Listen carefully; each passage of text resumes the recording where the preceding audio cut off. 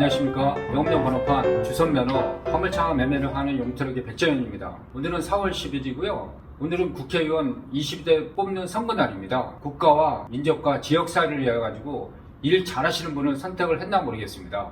4월달 들어와가지고요, 영업용 번호판 시세는 큰 변동 없이 안정적인 금액을 유지를 하고 있는데요. 개인 용달 시세는 금액을 유지를 하고 있고요. 개별화물 시세가 소폭 하락한 상태에서 거래가 되고 있습니다. 개별은 톤수 자체가 16톤까지 크기 때문에요. 떨어지게 되게 되면요, 용달보다도 배 이상 더 폭이 더 크다는 걸 알고 계시면 될 것 같습니다. 4월 둘째 주 번호판 시세에 대해서 말씀을 드릴까 합니다. 개인 용달 시세는요, 2,900에서 2,950만원 가고, 개별화물 시세는 2,750에서 2,800만원 가고 있습니다. 주선면허 가격은 5,300에서 5,400만원 가고 있습니다. 제가 4월 달에도요, 번호판을 5, 6개 정도 양도 양수를 진행을 해드렸는데요. 두 분 정도의 사례를 제가 정리를 해가지고 좀 말씀을 드릴까 합니다. 한 분은요, 나이가 70 초반인데요. 1년 전에 번호판하고 차량을 통째로 제가 매입을 했던 분입니다. 1년 전에 그분은 그만둘 때요, 손주가 태어나가지고 손주 좀 키워달라 해가지고 그만뒀던 분이에요. 근데 그분이 1년 정도 손주를 키우다 보니까 정말 안 되겠다고 하더라고요.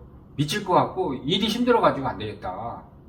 그래서 자녀분한테 애 못 키우겠다 얘기를 하고 저한테 며칠 전부터 전화가 와가지고 이런 얘기를 하더라고요. 차하고 번호판을 다시 구입을 해야 되니까 좋은 차가 있으면 연락 좀 해달라. 근데 마치 엊그제 차가 하나가 들어와가지고요, 연락을 했더니 그분이 사무실에 방문을 해가지고 지금 양도양수를 진행을 하고 있고요. 또 한 분은 2년 전에 번호판하고 차량을 제가 통째로 매입을 했던 분이거든요. 근데 그분도 나이가 70 정도 됐습니다. 2년 전에 그만두고 1년 정도 직장을 다니다가 1년 정도 쉬었다고 하더라고요. 근데 뭘 할까 고민하다가 영업용 그 화물은 20년 정도 했기 때문에 이번에는 개인 택시를 사가지고 해야겠다. 근데 그분 나이가 70 초반이고요. 개인 택시라는 게 말 그대로 한번 샀다가 5년 안에는 못 팔지 않겠습니까? 근데 그분도 나이 80 이상 생각하고 개인 택시를 사려고 계획을 잡았더라고요. 그래서 제가 드릴 수 있는 얘기가 어떤 얘기냐면요, 우리나라가 옛날 그 조상님이라든가 할아버지, 아버지 때부터 농경사회를 겪으면서요, 정말 부지런하고 이 몸에 일을 열심히 한다는 DNA가 몸에 항상 박혀 있습니다. 그래서 저도 그 나이 드신 분들이 이런 얘기를 많이 하거든요. 이 노는 게 죽는 것보다 더 힘들다.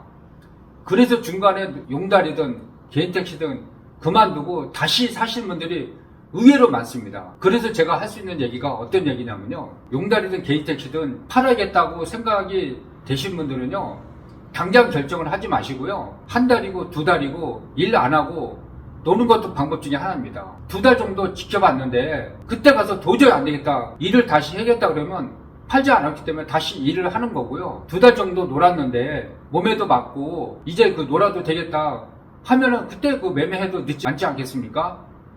그래서 하는 얘기니까요, 너무 성급하게 결정을 하지 말라는 그런 차원에서 말씀을 드리는 거니까 참고로 알고 계시면 될 것 같습니다. 오늘은 여기까지만 하겠습니다. 감사합니다.